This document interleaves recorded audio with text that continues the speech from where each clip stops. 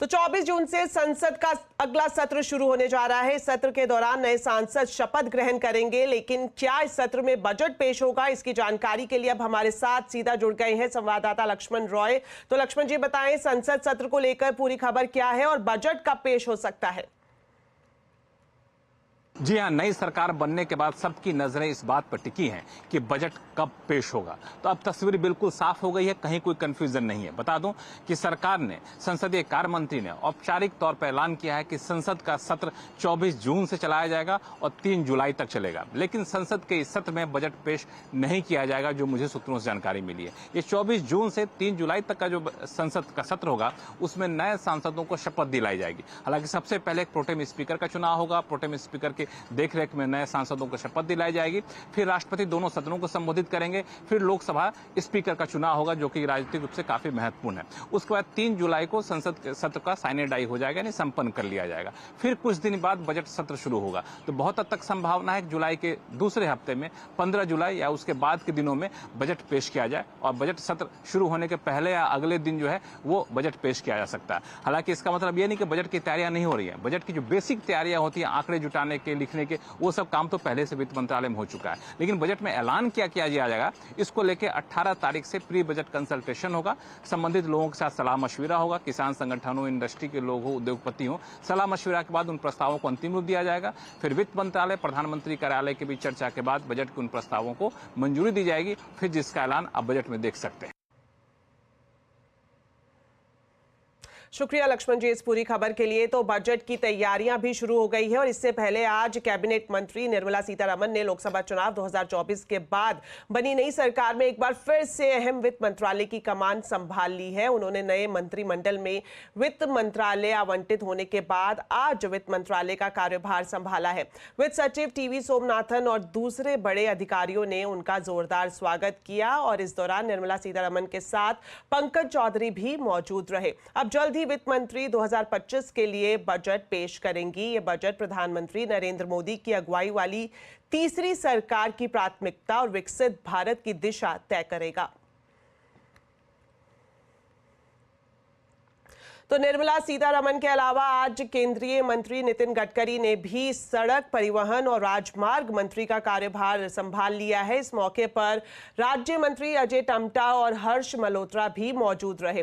कार्यभार संभालने के बाद नितिन गडकरी ने मोदी सरकार के तीसरे कार्यकाल के दायित्व को सौंपने के लिए प्रधानमंत्री मोदी का आभार प्रकट किया। साथ ही उन्होंने एक्स पर लिखा कि पीएम मोदी की दूरदर्शी नेतृत्व में भारत विश्व स्तरीय और आधुनिक बुनियादी ढांचे से सुसज्जित होगा। महाराष्ट्र के सीएम एकनाथ शिंदे ने बीजेपी के चुनावी कैंपेन पर सवाल खड़े किए हैं। 400 पार के नारे पर सवाल उठाते हुए एकनाथ शिंदे ने कहा कि 400 पार के नारे से चुनाव में नुकसान उठाना पड़ा है। उन्होंने ये भी कहा कि इस नारे को लेकर विपक्ष ने ऐसा माहौल तैयार कर दिया कि अगर मोदी सरकार 400 पार चली गई तो संविधान बदल देगी। लोगों ने इसे दिमाग में रखा और साथ ही ये पूरा जो समीकरण है वो बदल गया। यही महाराष्ट्र में महायुति पर भी भारी पड़ा। पिछले 50-60 सालों में निर्णय नहीं हुए थे, उतने निर्णय 10 साल में हुए। लेकिन क्या हुआ, इसके अंदर कुछ फॉल्स नैरेटिव सेट करने की वजह से ये कुछ जगह पर हमें नुकसान हुआ है। महाराष्ट्र में भी नुकसान हुआ है। संविधान बदलेंगे, ये होगा, रिजर्वेशन जाएगा, फलाना होगा, कुछ भी नहीं होने वाला था। लेकिन 400 पार वाला आंकड़ा जो है, उसके वजह से लोगों के दिमाग में एकदम ऐसी बात हो गई कि ये सब आगे जाके कुछ गड़बड़ होगी। तो एकनाथ शिंदे के इस बयान का जेडीयू के केसी त्यागी ने भी समर्थन किया है। उन्होंने भी कहा कि 400 पार वाले नारे को विपक्षी दलों ने संविधान बदलने से जोड़कर उसका दुरुपयोग किया है। 400 पार की जो हमारी खबर थी, उसको लेकर के विपक्षी दलों ने उसे संविधान परिवर्तन से जोड़ करके चुनाव में उसका दुरुपयोग किया। चलिए एक और बड़ी खबर आज की आपको बताते हैं। टीडीपी अध्यक्ष चंद्रबाबू नायडू चौथी बार आंध्र प्रदेश के मुख्यमंत्री बन गए हैं। उन्होंने आज प्रधानमंत्री नरेंद्र मोदी की मौजूदगी में सीएम पद की शपथ ग्रहण की। इस दौरान पीएम मोदी और चंद्रबाबू नायडू की करीबी साफ झलकी। दोनों ने एक दूसरे को कसकर गले लगाया। नायडू के अलावा जनसेना प्रमुख और एक्टर पवन कल्याण ने भी डिप्टी सीएम पद की शपथ ली। चंद्रबाबू नायडू के बेटे एन लोकेश ने भी मंत्री पद की शपथ ली। शपथ के बाद उन्होंने पीएम के पैर छूने चाहे, मगर पीएम ने उन्हें रोका और उनकी पीठ थपथपाई।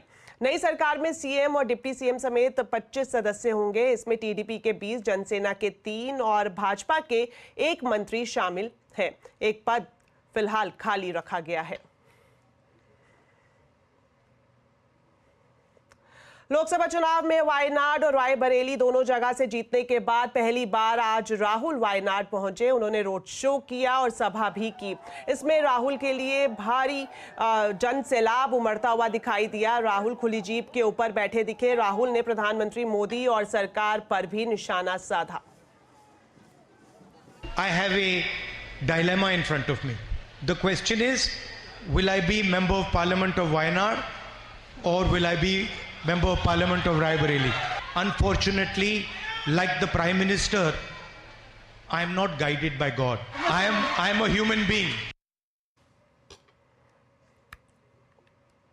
तो 10 साल के बाद संसद में एक मजबूत विपक्ष देखने को मिलेगा। क्या है विपक्ष की चुनौतियां और कैसे आगे बढ़ेगा इंडिया गठबंधन? आज आवाज अड्डा में इसी पर करेंगे बड़ी चर्चा। शाम 7:57 पर।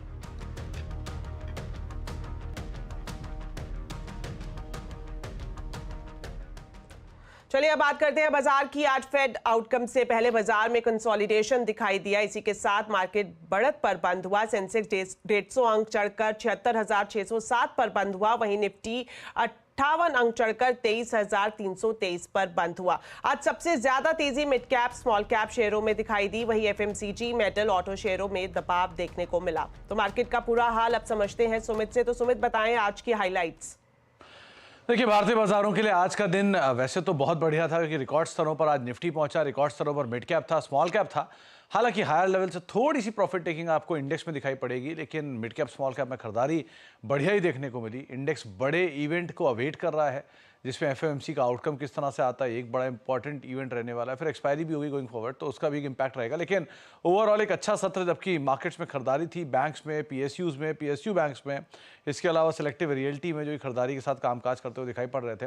लेकिन ओवरऑल एक अच्छा सत्र, जबकि कैश मार्केट के शेयरों में, एनर्जी शेयरों में, सरकारी कंपनियों में, सब में खरीदारी देखने को मिली। सुमित, ये भी बताएं कि किन सेक्टर्स और शेयर्स में सबसे ज्यादा एक्शन दिखाई दिया? तो पहले शुरुआत करूंगा मैं निफ्टी के टॉप गेनर के साथ, जहां पे आपको 4 में से 2 नाम जो है वो पीएसयू दिखाई पड़ेंगे। कोल इंडिया और पावर ग्रिड दोनों में खरीदारी थी। हालांकि एसबीआई लाइफ 2% ऊपर, आयशर मोटर करीब 2% तेजी यहाँ देखने को मिली। गिरने वाले शेयरों में एम&एम प्रॉफिट टेकिंग की चपेट में आपको दिखाई पड़ेगा। ब्रिटानिया करीब 1.5% नीचे, एचयूएल 1% नीचे, टाटा कंज्यूमर 1% नीचे था। मिड कैप में एलिकॉन इंजीनियरिंग शानदार तेजी, 14% के आसपास का उछाल। सनटेक रियल्टी 9.5% ऊपर, ट्राइडेंट 7% ऊपर और एप्टस वैल्यू करीब 6.5% के आसपास की बढ़त यहाँ देखने को मिली। गिरने वाले शेयरों में ब्रिगेड इंटरप्राइजेस 4% नीचे रहा। स्टर्लिंग विल्सन आज कल की तेजी के बाद प्रॉफिट टेकिंग।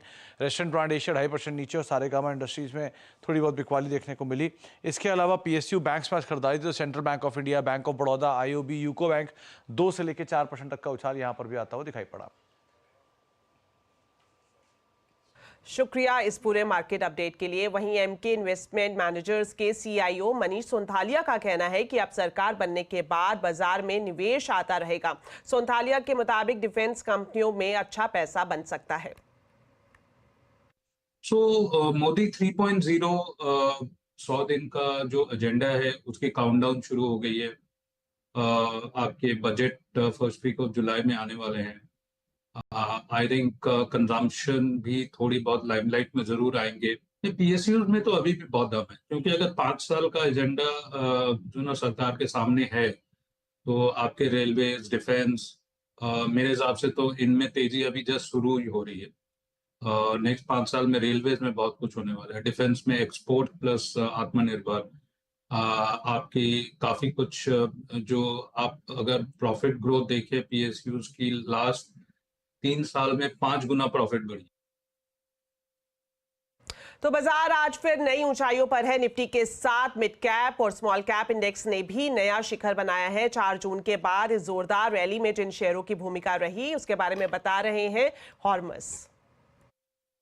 अगर हम 4 जून के बाद से अगर हम बात करें तो निफ्टी उस स्तर से 6 ट्रेडिंग सेशंस, अब ये छठा ट्रेडिंग सेशन है 4 जून के बाद, उस वक्त से अब तक निफ्टी 7% है। निफ्टी बैंक और नए शिखर पर भी है आज, पर निफ्टी बैंक एक अंडर परफॉर्मर रहा है क्योंकि गिरावट उसमें भी काफ़ी ज़्यादा थी 4 जून के सत्र और उसके कंपैरिजन में निफ्टी बैंक 7% ऊपर है।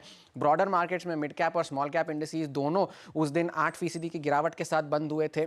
उन लेवल से अब मिड कैप इंडेक्स 10% ऊपर है, स्मॉल कैप इंडेक्स 13% ऊपर है।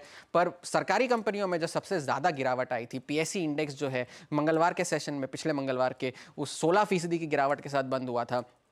उसने ज़्यादातर अपने नुकसान को रिकवर कर लिया है, पूरी तरह से नहीं बट ज़्यादातर कर लिया है। अभी भी 12% के उछाल के साथ कारोबार करता हुआ। पर अगर हम देखें 4 जून से लेकर अब तक सभी 50 जो निफ्टी के कंस्टिट्यूएंट्स है वो सारे के सारे पॉजिटिव है, सभी ने बढ़त दिखाई है। तो एक अच्छा ट्रेंड यहाँ देखने मिला है हमें निफ्टी में 4 जून के बाद से। अब वो कौन से ऐसे शेयर है जो टॉप परफॉर्मर्स रहे हैं 4 जून के सत्र के बाद से? सरकारी कंपनियों में जिस तरह की रिकवरी आई तो ताज्जुब की बात नहीं है कि ओएनजीसी टॉप गेनर है निफ्टी का 4 जून के बाद 17% के उछाल के साथ। Tata steel, Shriram finance, Adani ports, NTPC एक और नाम शुमार है इस लिस्ट में।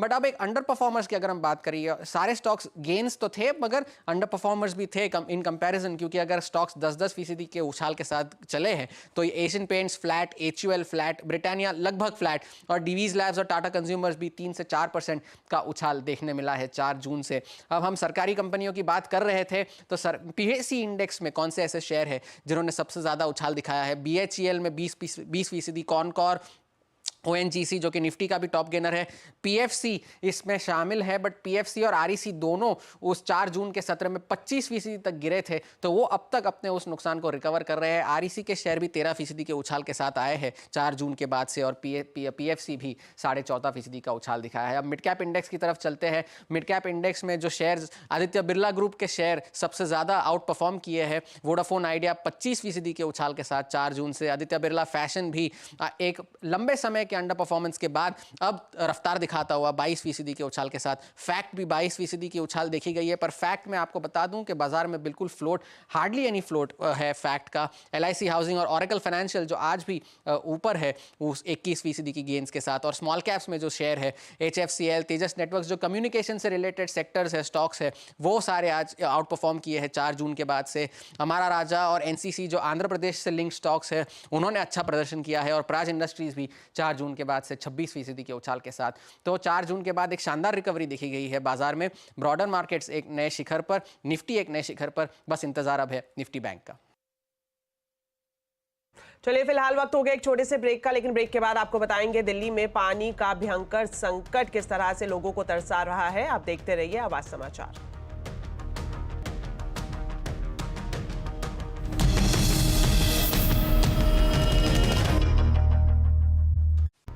ब्रेक के बाद आपका स्वागत है। अब बात करते हैं मॉनसून की। समय से पहले मॉनसून आया मगर मॉनसून की रफ्तार धीमी पड़ती दिखाई दे रही है। उत्तर भारत में भीषण गर्मी की मार झेल रहे लोगों को अभी इंतजार करना पड़ सकता है। मॉनसून की चाल पर मौसम विभाग के वैज्ञानिक सोमा सेन रॉय से बात की संवाददाता असीम मनचंदा ने। नहीं दिखाई दे रहा अभी का जो स्थिति है, मॉनसून काफी एक्टिव है, स्पेशली आपके पेनिनसुलर इंडिया में।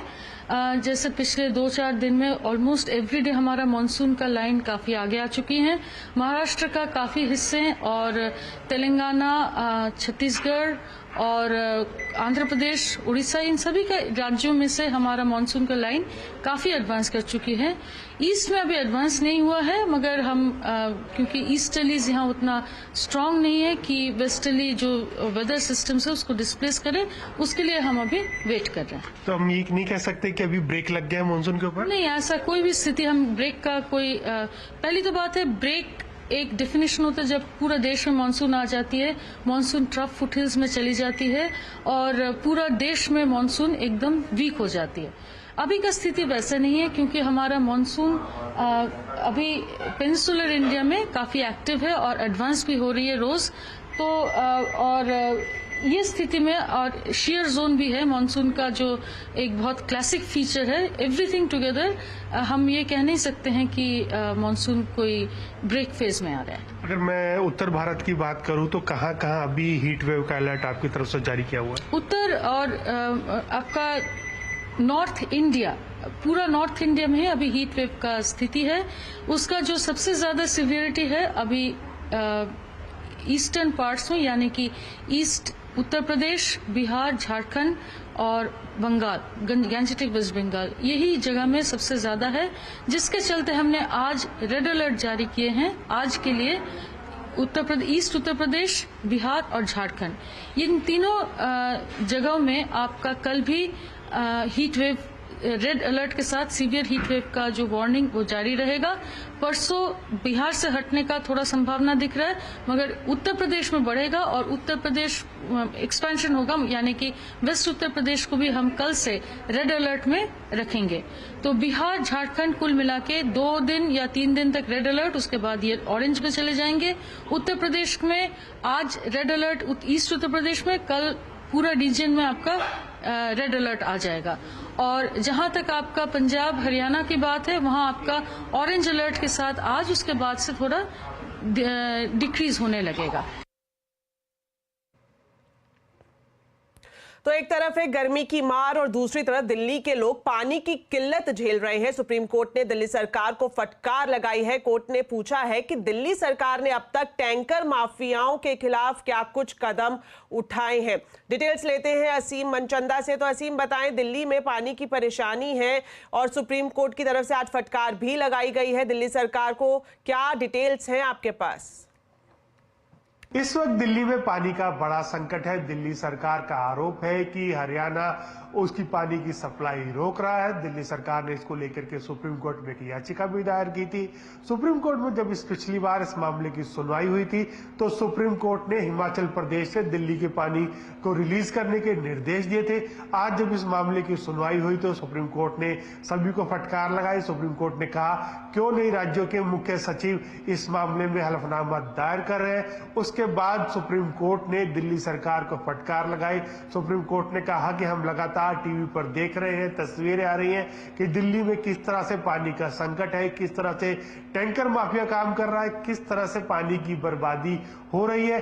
आप हमें बताइए कि आपने पानी की बर्बादी रोकने के लिए क्या किया, कितने लोगों के ऊपर आपने कार्रवाई की, क्या टैंकर माफिया के ऊपर आपकी कोई कार्रवाई हुई। सुप्रीम कोर्ट ने इसके बाद कहा कि अगर आप इस पर कार्रवाई नहीं कर सकते तो हम ये काम दिल्ली पुलिस को दे देंगे। सुप्रीम कोर्ट ने दिल्ली सरकार से कहा है कि आप सारी जानकारी हमको दीजिए कि आपने पानी की बर्बादी रोकने के लिए अब तक क्या कदम उठाए हैं। दिल्ली सरकार को ये जानकारी कल तक सुप्रीम कोर्ट को देनी होगी और सुप्रीम कोर्ट कल दोबारा से इस पूरे मामले की सुनवाई करेगा।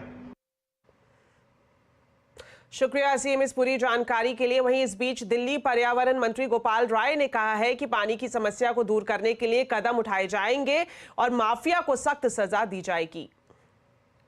दिल्ली के अंदर आप कहीं पर किसी भी तरह का अगर पानी का कोई दुरुपयोग कर रहा है, वो चीज सामने आती है, उनके खिलाफ सख्त कार्रवाई सरकार करेगी। हम हरियाणा सरकार से भी बात कर रहे हैं, हिमाचल की सरकार से भी बात कर रहे हैं, हम अदालत के सामने भी जा रहे हैं, हमारे सारे अधिकारियों को ग्राउंड पे भी हम उतार रहे हैं। चौतरफा हमारी कोशिश है। दिल्ली के लोगों से भी हमारी अपील है, अगर कहीं भी पानी का अगर दुरुपयोग आपको दिखता है तो आप भी उसको नियंत्रित करें, क्योंकि ये हम सबके प्रयास से इसका समाधान संभव है। दोनों तो दिल्ली के चिल्ला और गायत्री कॉलोनी में किस तरह से बूंद बूंद को लोग तरस रहे हैं और जब टैंकर वहां पहुंच रहा है तो कितनी मारा मारी है पानी भरने के लिए, इसका सीधा हाल अब बता रहे हैं संवाददाता जावेद और यश।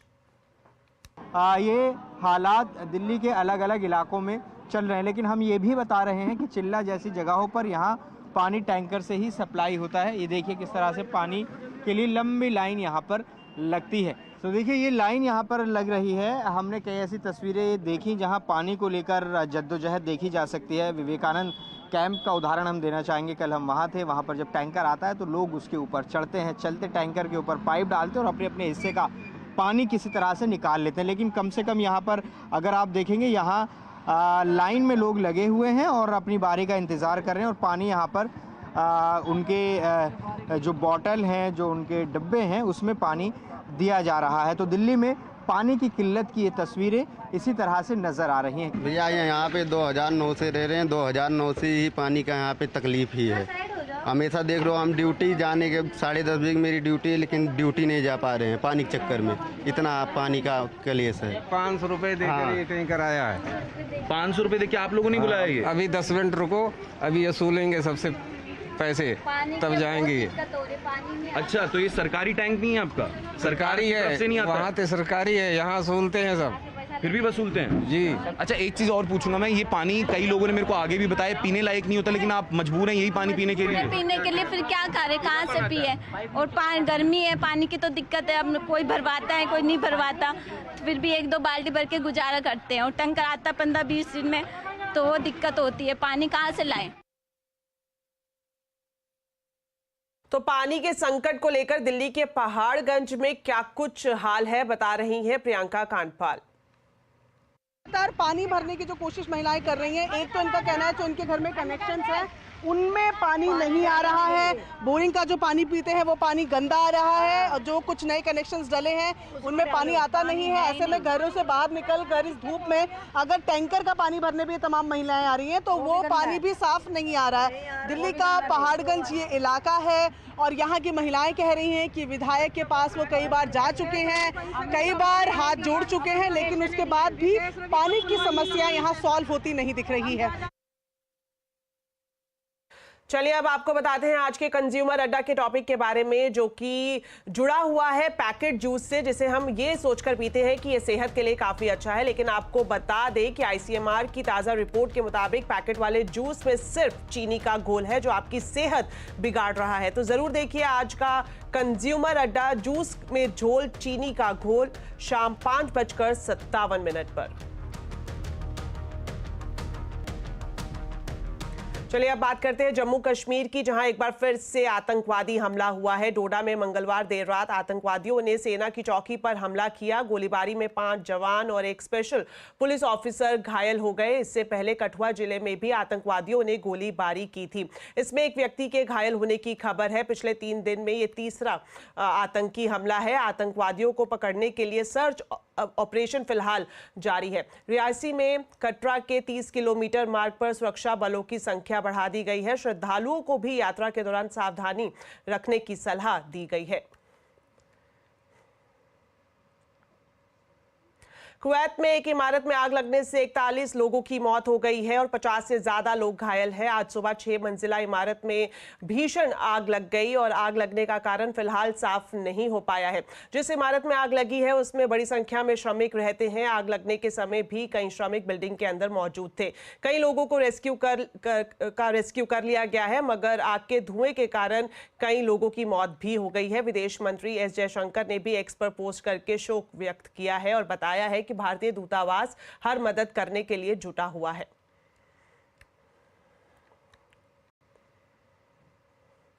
तो फिलहाल बुलेटिन में इतना ही। आप खबरों पर अपडेट रहे, CNBC आवाज से जुड़े रहे हमारे सोशल मीडिया हैंडल्स के जरिए। नमस्कार।